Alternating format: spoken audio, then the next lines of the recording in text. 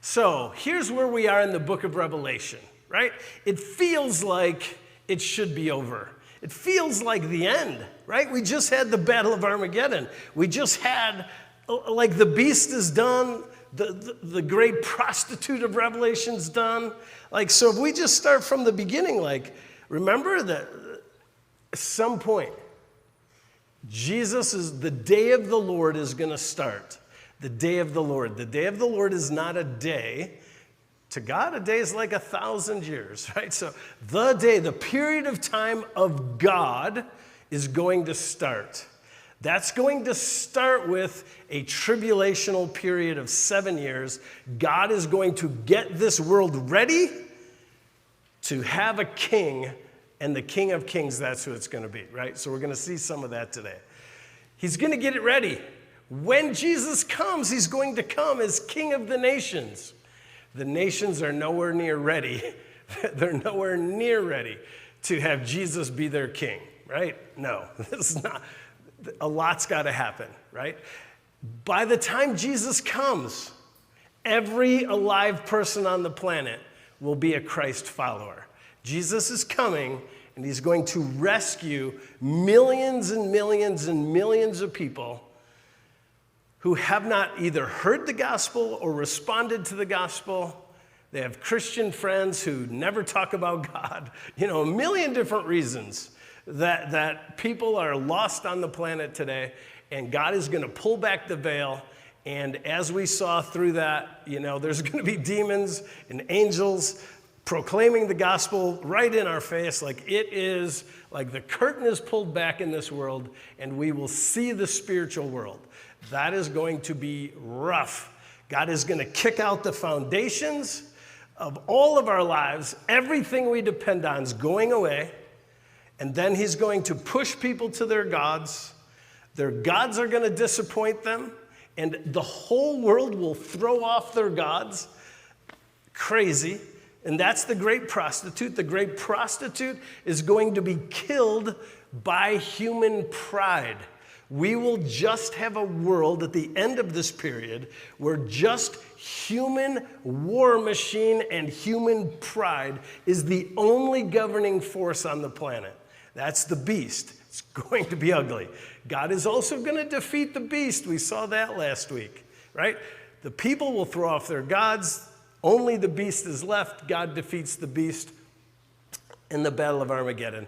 Every stage through the book of Revelation, God has rescued waves of people. Waves of people have come to Christ. Untold millions, maybe billions of people will turn to Jesus during this 7 years. It's going to be glorious. That's not the day of the Lord. It's the start of the day of the Lord. The day of the Lord continues all the way through the reign of Jesus. The reign of Jesus. So it feels like it's over. Battle of Armageddon, the end of the world, right? Everyone's dead or everyone follows God. Pull the plug, let's go into heaven, right? Go into eternity. That's not the case. What we're going to see today is that there's a whole nother age of humanity after this one, right? After the church age, it's the reign of the king. The king is going to come, Jesus, and he literally is going to reign from Jerusalem and govern the world. The kings of the nation will follow him, as we will see in the text today. It will be glorious. Here's the crazy thing. Is it heaven? It's not heaven. Is everyone on the planet saved? Yes, but then they start having kids. And then what happens? Right? So imagine being alive today, and this starts unfolding, and you live through that 7 years of period. Like, that'd be pretty rare, but let's say you do. You make it through, and you, at the end, follow Jesus, and you're invited into his reign on the earth. Like, you're loyal, and you're going to be loyal. You're going to be like, never again, right? This is going to be the case for everyone who goes through. And you will have seen the world in 2023 You will see it totally unravel, and then you will see Jesus come back and be king in Jerusalem. Like your memory will be seared with all three of those memories, and your loyalty will be guaranteed. When you start having grandchildren under the reign of Jesus, they will only know the world as they know it. They'll have grandma's stories. How many of you are affected by grandma's stories now? Basing your life on grandma's stories. You doing it? How about great-grandma? How many of you know stories out of the mouth of great-grandma? How about great-great-grandma? How about 1,000 years in, right? Hundreds of years in, those stories aren't going to matter anymore. Kids will be born, and the only world they will know is a world where some guy in Jerusalem calls himself God, and he gets to reign on the world the whole time. Like, why does he get to still be the king? And a generation is going to come up, and they are going to rebel against Jesus, and it will be the end of the age of the king, and then we go into eternity. That's what we're going to see this morning.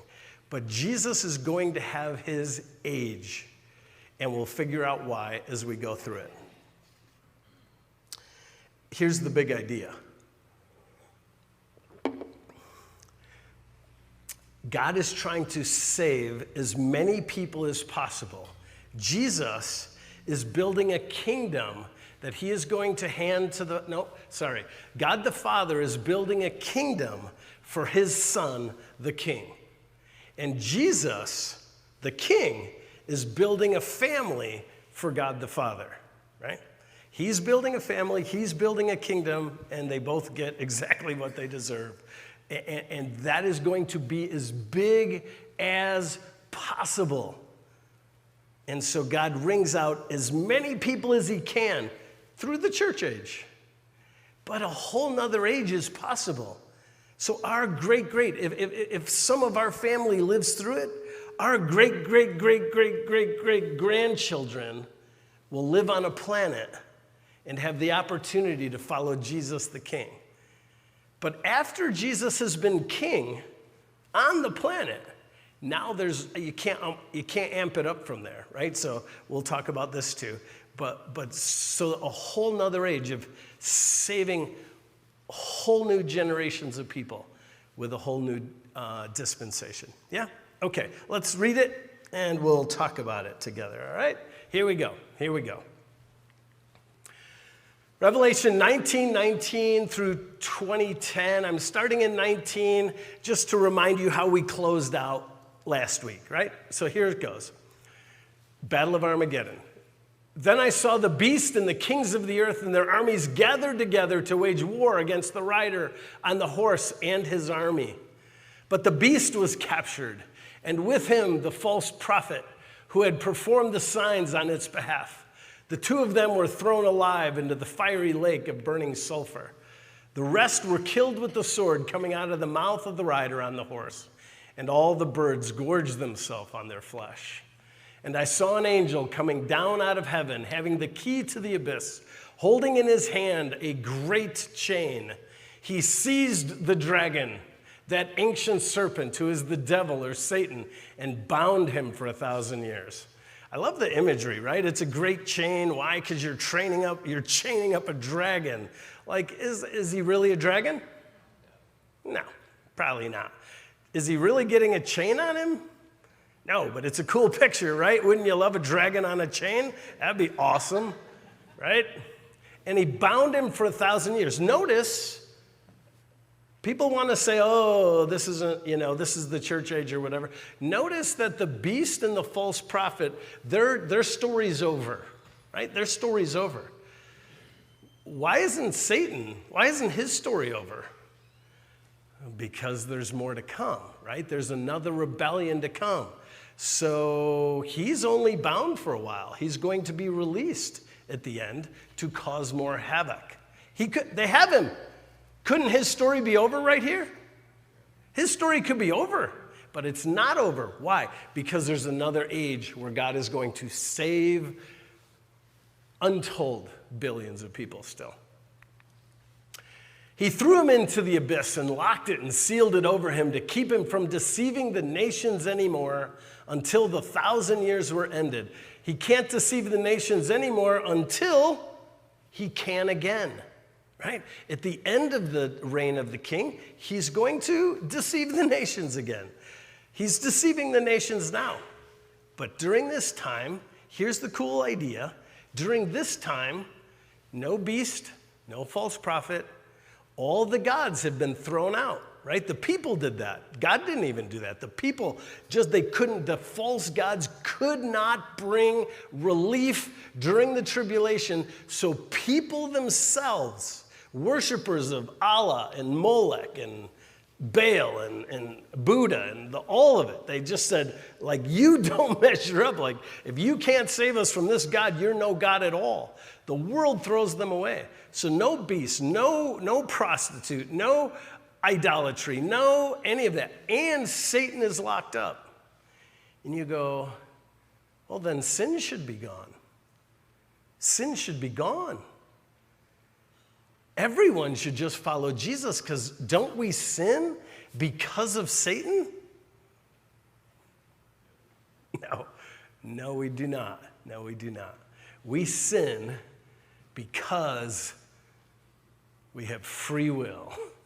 And we have free will because God loves us, and he wants us to use that will to grow and mature and develop and to become a wise child of God and a wise council member in the heavenly council. We are invited to grow. We are invited to take serious the fact that we have a soul and that we have the ability to nurture that soul and to grow that soul. And just like we can care for our bodies, we can care for our soul. Paul says the care of your body is of some use, but pretty little. But the care of your soul is eternal. Like, you're going to wear the body of your soul for eternity. You have free will now, so that you can't just throw blame on someone else. Like, you are in charge of yourself. What are you doing? Right? So, no, even without Satan, the world is going to turn on Jesus. That's a rough thought. After that, he must be set free for a short while. Like, there's still a plan. I saw thrones on which were seated those who had been given authority to judge. Who's on those thrones? According to chapter 3. Anyone remember back? Oh, you're killing me. We're on the thrones, right? There you go, Angelo. He's like, us, yes, us, we're on the thrones. I'm giving you, if you follow me, I'm giving you the right to sit on thrones. I'm going to sit on my Father's, and you're going to sit on the throne with me, Jesus says. Awesome, crazy. And I saw the souls. Okay, this is interesting. And I saw the souls of those who had been beheaded because of their testimony about Jesus and because of the word of God. They had not worshiped the beast or its image and had not received the mark on their foreheads or their hands. They came to life and they reigned with Jesus during that 1,000 years. So it isn't saying they went to heaven. This is their resurrection. They get bodies again. They come back alive. By the way, this verse right here is a huge verse for me to think that the rapture of the church is before the tribulation. Why? Because the people who die from persecution, couple thoughts from this text. But first, the people that die from persecution for their testimony during the tribulation, they come alive and they live in the time of the king, right? So this text is lumping those people forward. It's not lumping those people backwards with us. Like, they're not with us in heaven. We're waiting for the new earth to get our bodies, right? So he's not lumping them this direction. He's lumping them that direction, which means we're probably gone. Which, I want to fight, right? I want to be there a little bit. I want to miss it too. But anyhow, the other thing, I would like you to see is that, and we're not going to get into this much, so you'd have to ask me for text, but Daniel and other texts talk about the saints of the Old Testament also get resurrected now. And so because these people are, so it's not everyone who died in the tribulation. It's not everyone who died, but it's those who died as martyrs. So Jesus is honoring them and saying, yes, you get to come back alive. You will not miss the reign of the king, right? So the Old Testament saints, David, Abraham, Moses, they will also get bodies, live again, see the time of the king, and so will the resurrected martyrs out of the tribulation. That's lumping them together, and so it seems like we're not there. We're in heaven. For what that was worth. All right.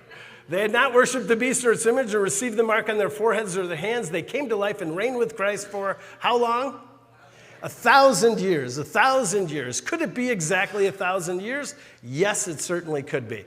1,000 years, also a day is like 1,000 years, and this is the day of the Lord, so it's 1,000 years. And could this be a figurative number for the age? Yes, it could. It could be longer than 1,000 years, right? It could be longer. Jesus said to his disciples, hey, I'm going to go to my Father's house. I'll be right back for you. Right? Here we are, 2,000 years later, and Jesus is like, yeah, that's only a couple days, man. What's the big deal? So could be longer than 1,000 if we're doing human time. The rest of the dead did not come back to life until the 1,000-year was ended. We'll get into that when we get there. That's chapter 21 and 22. They're in heaven. They're not resurrected back to life. So don't think, oh, they're in the grave. No, they're in heaven. Their souls are in heaven. He says, I see their souls. Here they are. Their person is in heaven, but some of them come back here, right? That's what it's saying. The dead did not come life till 1,000 years was ended. This is the first resurrection. Blessed and holy are those who share in the first resurrection. The second death has no power over them. We'll talk about that at the end of the chapter. But they will be priests of God and of Christ and will reign with him for 1,000 years. When the 1,000 years are over, check it out. It's going to go bad. Went bad for the church. The church, Paul says, is going to fail at the end. We'll talk about all this coming up. When the 1,000 years are over, Satan will be released from his prison and will go out to deceive the nations in the four corners of the earth, Gog and Magog, all over again, to gather them for battle. In number, they're like the sand of the seashore. They marched out across the breadth of the earth, surrounded the camp of God's people, the city he loves. But fire came down from heaven and devoured them. It's over. No battle. No, like they come for battle. Jesus isn't doing that all over again. This time, okay, that's your side. Boom, it's just over, right? It's just over. The devil who deceived them was thrown into the lake of burning sulfur where the beast and false prophet had also been thrown. So now it's over. Now we go into eternity, right? Now we go into the great white throne judgment and heaven, like eternal state. No more sin, no more tears, no more crying. That's after this. So 1,000 years. Did you hear it all in there? 1,000 years, whatever that means, might be longer. It's the age of Jesus is going to come, and people will all start as believers because unbelievers will have been killed at the battle. Unbelievers will be killed. Believers will go in. Old Testament saints resurrected. Martyred saints during the tribulation resurrected back to life. They all get to live again. The world grows in population. Kids and kids and kids get born. Those kids don't all follow Jesus. And at the end, there's enough that it says the sand of the sea is how many people want to kill Jesus and his followers, right? Rough. It's rough. That's rough. Okay. Any questions? So, let me explain how the Bible is set up. Super important. What's the big idea? God is going to save as many people as possible through the course of humanity, right? If you think through the Bible, and start in Genesis and go all the way to Abraham when God picks a nation, the first age, God says this. Paul says, from Adam to Moses, actually, God had no rules. He gave them no laws. That's in Romans. There's no text. No text. How did they live? That's like 2,000 years with no text. The first age of humanity, God's reputation was what he used to instruct the world. His reputation. And he saved many, many people, right? Without any laws. Job knew that because God is who he is, he should sacrifice to him. He should give. No one told Job to sacrifice. There's no laws. No laws. No text. Who wrote the Bible? Who wrote the first 5 books in the Bible? Moses. How far in Moses' past is Adam? No text. No text. Moses writes the first bit. The laws, the rules, who wrote them? Moses. Where did they get them? Mount Sinai. When was that? 2,000 years minimum from Adam to no rules. Why? Because God's reputation. That's why they lived so long, right? The Bible makes sense. If you're going to count on reputation, what do you need? You need really, really, really old people who are still testifying so that it gets down into the generations. You're counting on generational communication. So let them live a long time. Why? Because you only have reputation. How do you get those stories? You get them in. Adam lived almost, 800 or 900 years. Do you know how many people he got to be like, yeah, I'm the oldest guy around here? Like no one, literally no one is before me. And do you know what? Let me tell you about this. Me and Grandma used to live in a garden. They got to hear that story for 800 years out of Adam and Eve's mouth. Pretty outrageous. Pretty outrageous. That's going to get deeply embedded into the human psyche. God's reputation. Job, however many years after Adam, knows about God. Every commentator will tell you he's not Jewish. This is long before Abraham. And he's sacrificing for his children. God is bragging about him. Look how righteous he is. He's a righteous man in his generation. Same with Noah. In a generation when there's still Noah who cares and sacrifices and lives for God and knows the stories. God saves as many, but eventually, how does that age end? What's the very last story of the age of God's reputation? The Tower of Babel, right? The Tower of Babel. The whole world throws off God, and God says, okay, it's time to shift into second gear. My reputation is dead. How am I going to save people? I know I'm going to pick a nation, the second age of man, from Abraham through the cross, the Jewish nation. Does it mean that Jewish people are all saved? No. Read the book. Read the book. Does it mean that Gentiles can't be saved? No, read the book. The greatest testimonies in the Old Testament are all from Gentiles. They're all from Gentiles, right?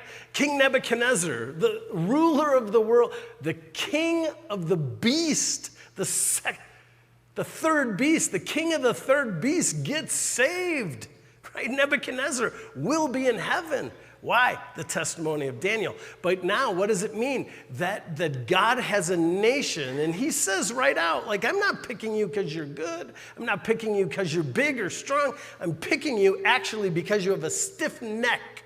And because you have a stiff neck, the world is going to learn all about me by how I interact with you. And the world is going to watch, so I'm going to put you in the promised land. The promised land is the intersection. Look on our map. There's only one sliver of land connecting all of Africa, all of Asia, and all of Europe.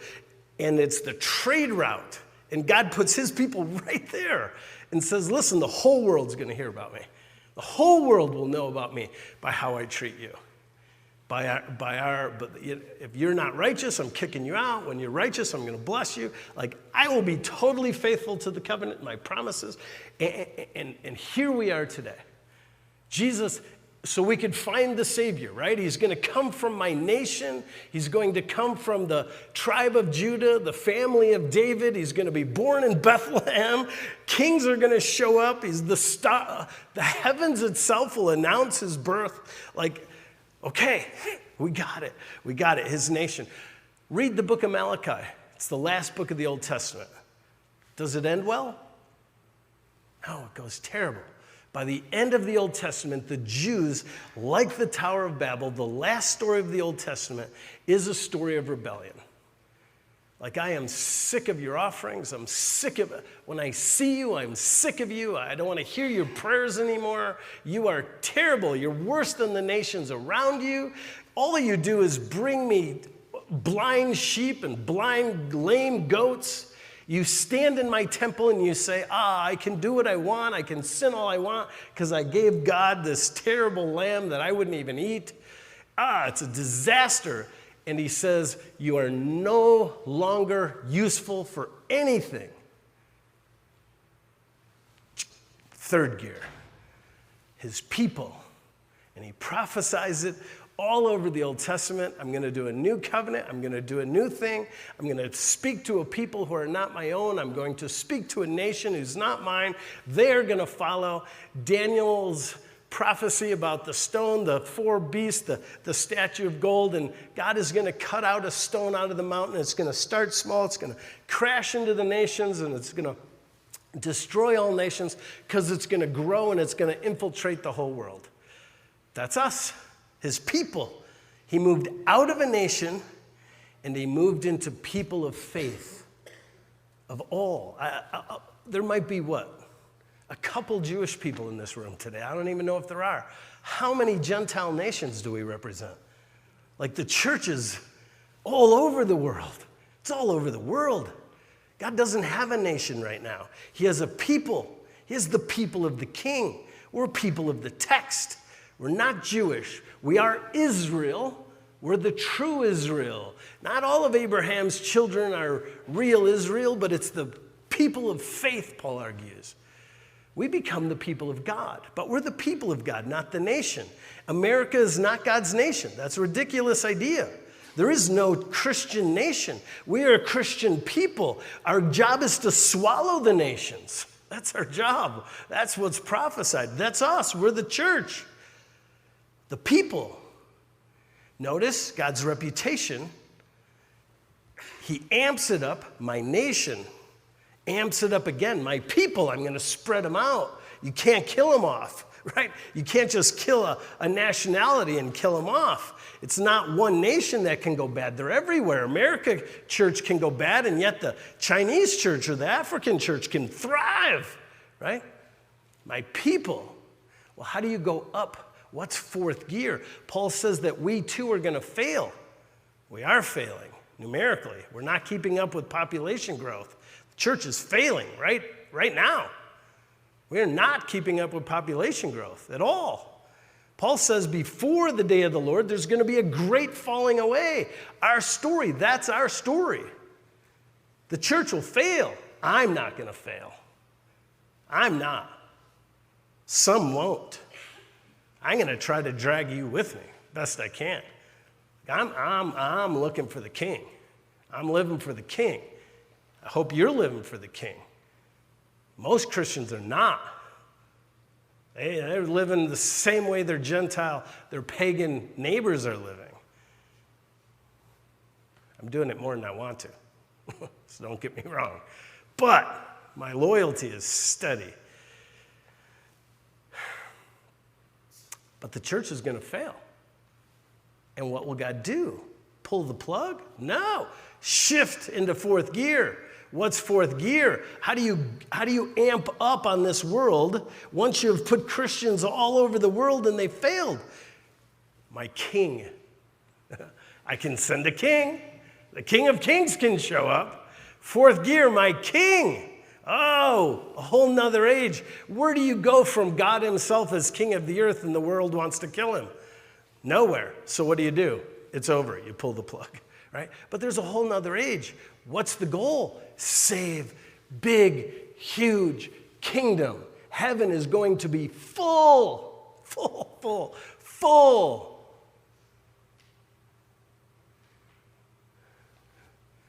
going to be full, right? It's going to be full. Okay, let me show you some texts in the Old Testament that tell the story that I just told, okay? Here, listen to these. They're cool.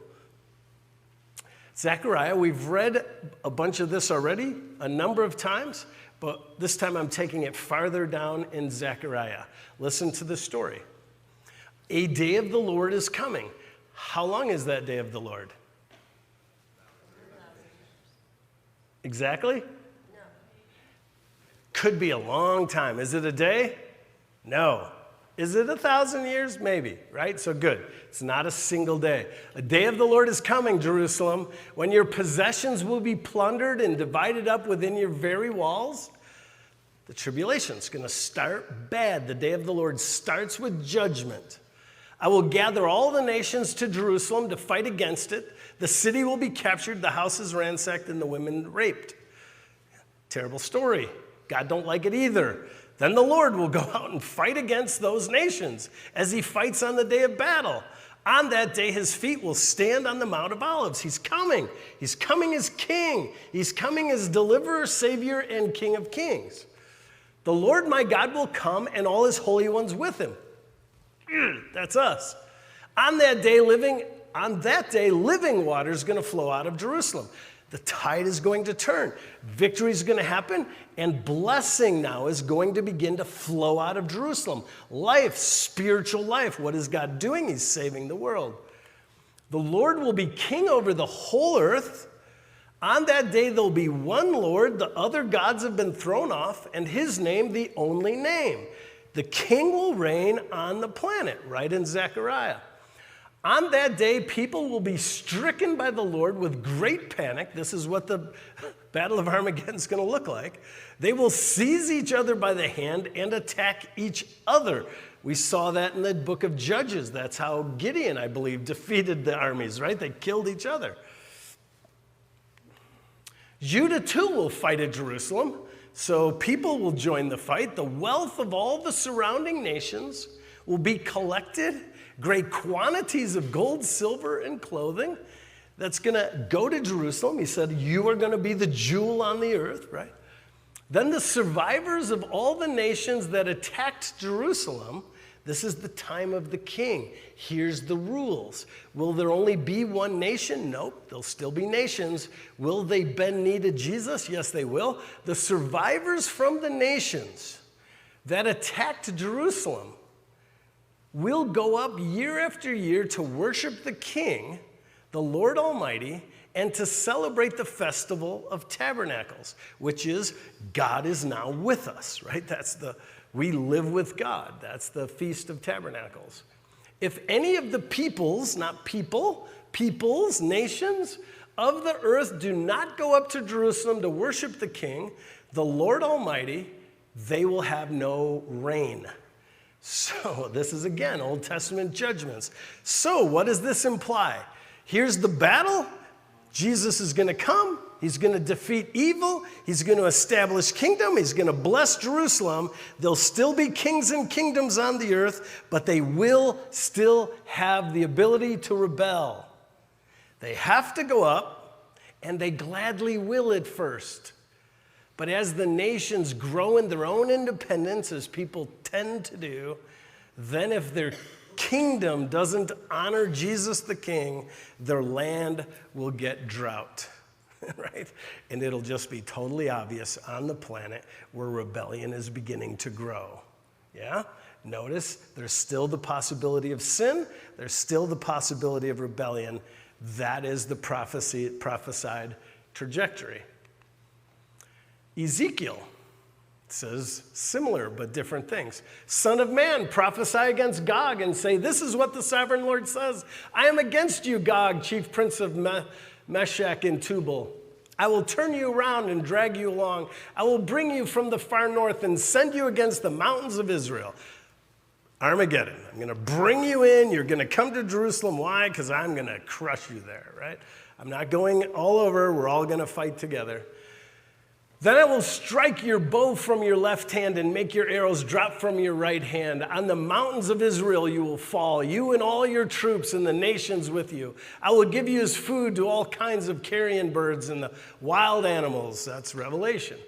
You will fall in the open field, for I have spoken, declares the sovereign Lord. I will send fire on Magog and on those who live in safety in the coastlands, and they will know that I am the Lord, right? It's going to come. I will make known my holy name among the people of Israel. I will no longer let my name be profaned, and the nations will know that I am the Holy One. The nations will know, right? They're going to throw their gods off. God's going to be in charge. The king's going to come. King's going to reign, right? Same story, different prophet, different hundreds of years separating them. It is coming. It will surely take place, declares the sovereign Lord. This is the day. Did that sound like a day? It sounded like a pretty, there's a battle and then there's reward. It's not a day, it's the day of the Lord. This is the day I have spoken of.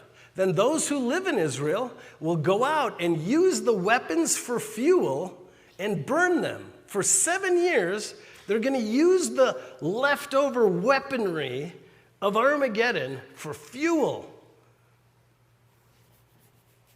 Crazy. It's a lot of weapons. It's a lot of debris. They will not need to gather wood from their fields or cut it from their forests because they will use the weapons for fuel. Maybe they're nuclear. Who knows? On that day, I will give Gog a burial place in Israel. For 7 months, the Israelites will be burying them in order to cleanse the land. 7 months to bury the dead. People will be continually employed in cleaning the land. They will spread out across the land. Along with others, they will bury any bodies that are lying on the ground. So 7 months just in the battlefield. And then from the battlefield out. Like, we're going to use heavy equipment, and it's still that's a lot of dead.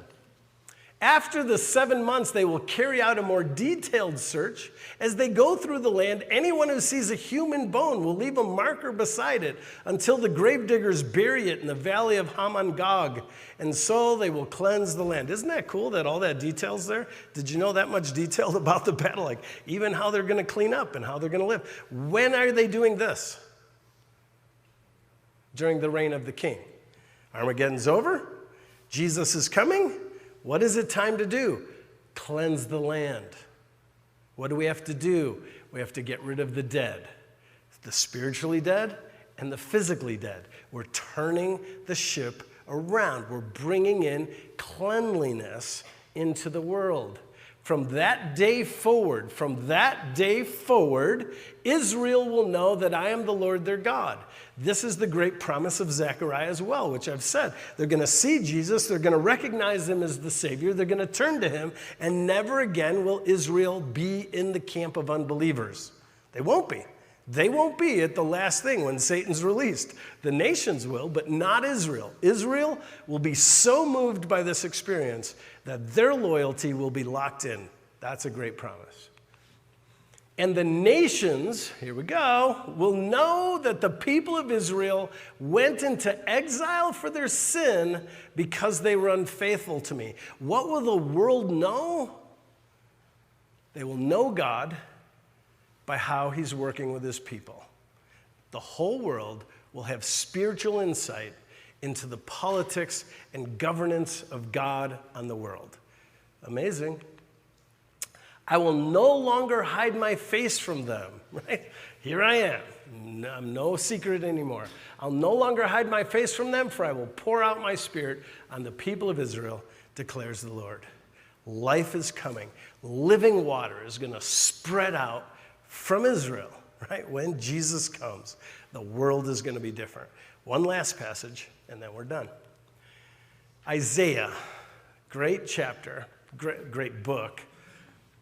A shoot will come up from the stump of Jesse. Who's the shoot of Jesse?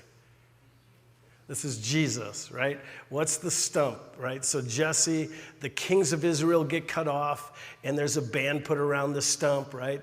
It seems like the kings of Israel are lost. It seems like the kings of Israel have been cut off, and it's a dead stump. But,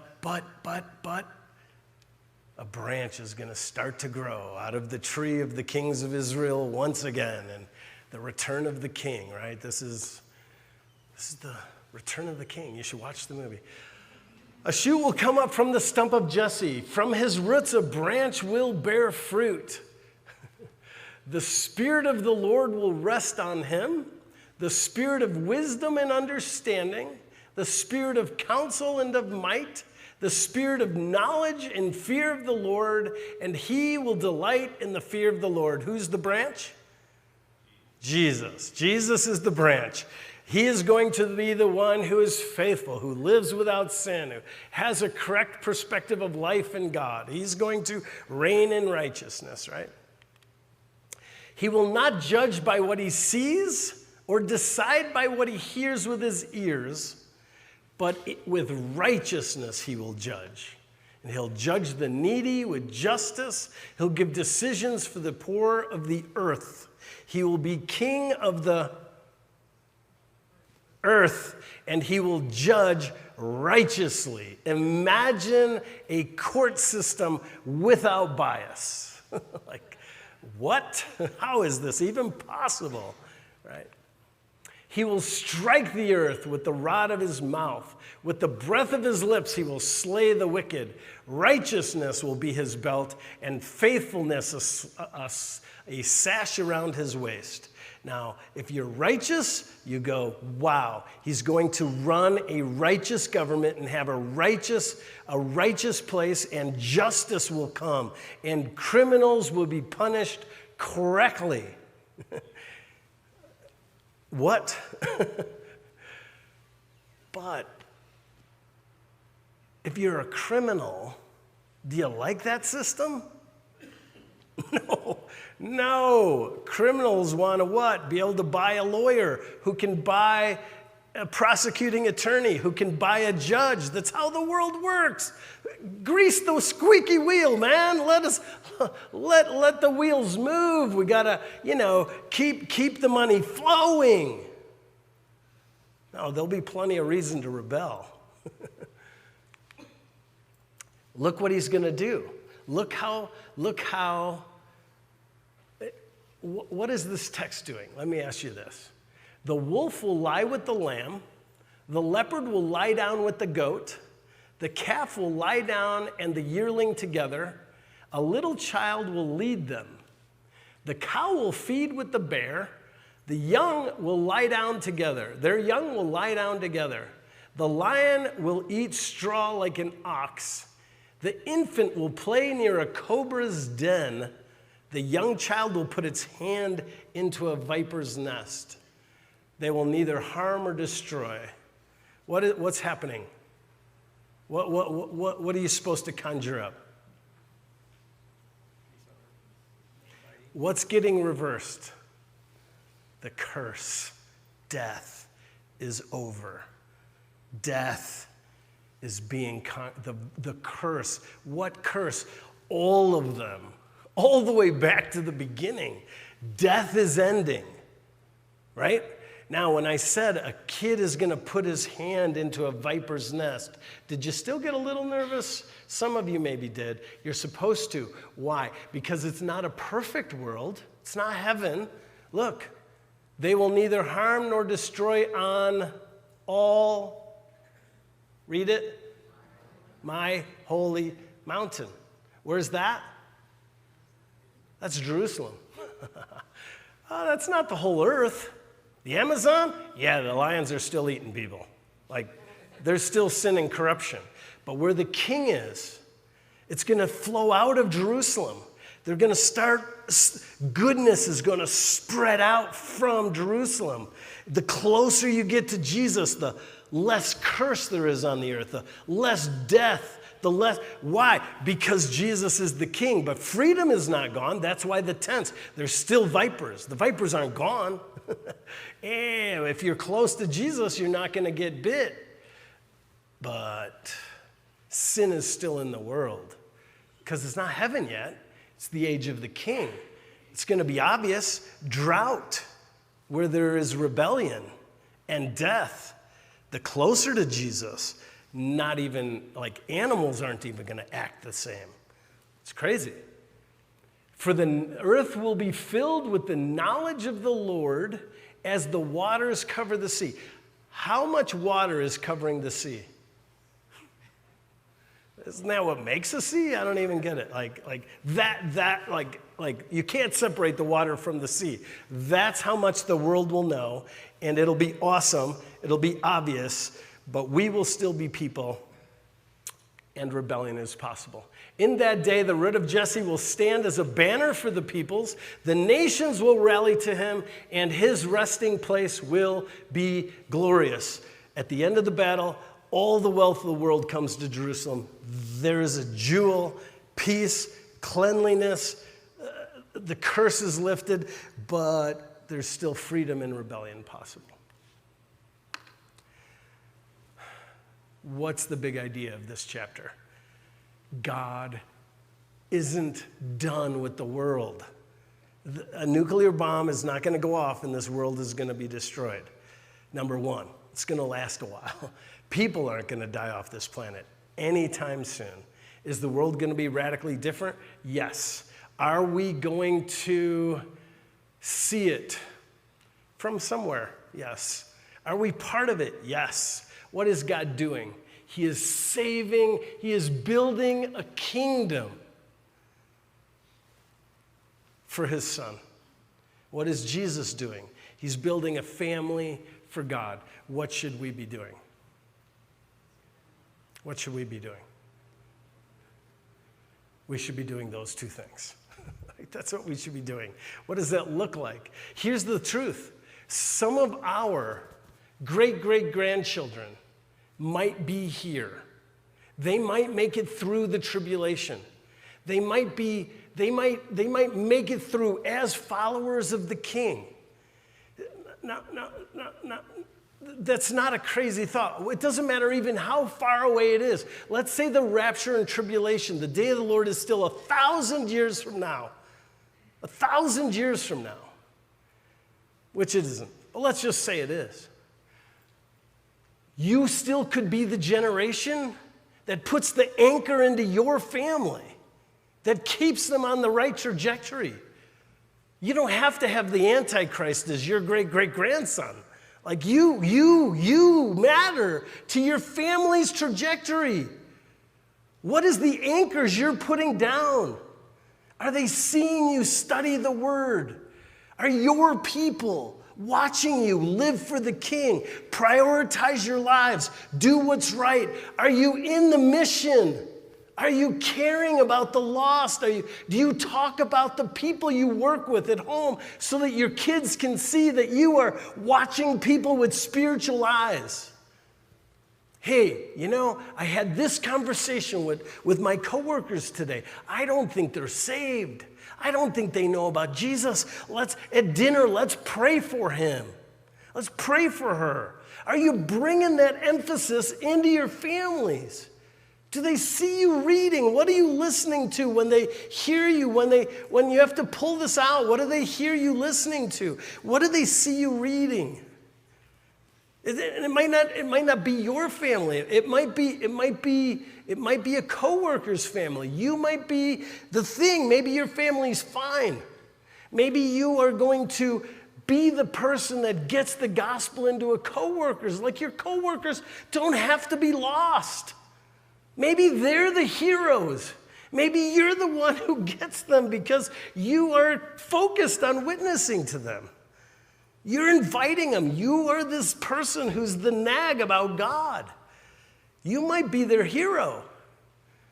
It might not be them at all. It might not be us at all. We might be the church in America that fails, but it might be we have a missionary over in Asia who is interpreting the Bible to a people group who their language doesn't even have a Bible yet. Like America is so done with the Bible, like we are dying. They haven't even started their journey with Jesus yet. Can you imagine? Like for us, it's 2,000 years old. We're like so over it. They haven't even heard a single Bible story yet. They might be just the ones. But do you know what keeps our missionaries on the field? You prioritizing your wallets. Like, it just is that practical. If they don't get paid, they have to come home. That's just how it works. So that we might be the rocks, the anchors that get the funding, that get the message to them, and they might be the heroes. But then who's the real hero? You. Why? Because you sacrificed to get them there so that they could stay, give up their whole lives. They're giving their whole lives up.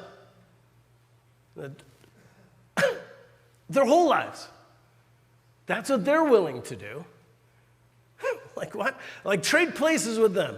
They'll give a couple bucks to you, and you go give up your whole lives in a jungle somewhere that you don't know the language or the culture of the people, and you're doing it just so you can get them the Bible. You do it.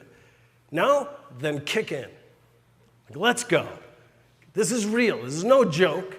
We're building a kingdom here. We're building a family. This is why you join a small group. When small groups come up, it's not so you can fill your schedule more and so you can entertain the world and have too much to do and something to complain about when you get home. That's not why we do small groups. We do small groups to give you the opportunity to bring to bear what you know spiritually into other people's lives. It's not so you can grow, it's so you can teach. Like I teach here. But you need to teach, you need to open your mouth, you need to practice. You need people in your life. It all matters dramatically. This is why you go into coaching and teaching. It's why you go into mentoring and counseling. This is why you're a coach at a gym, so you have influence over people. Why? Because you're people of the King. We're building a kingdom, and we're building a family, and we're part of this thing. We're part of this world. Right? It's going to be good. All right, let's pray.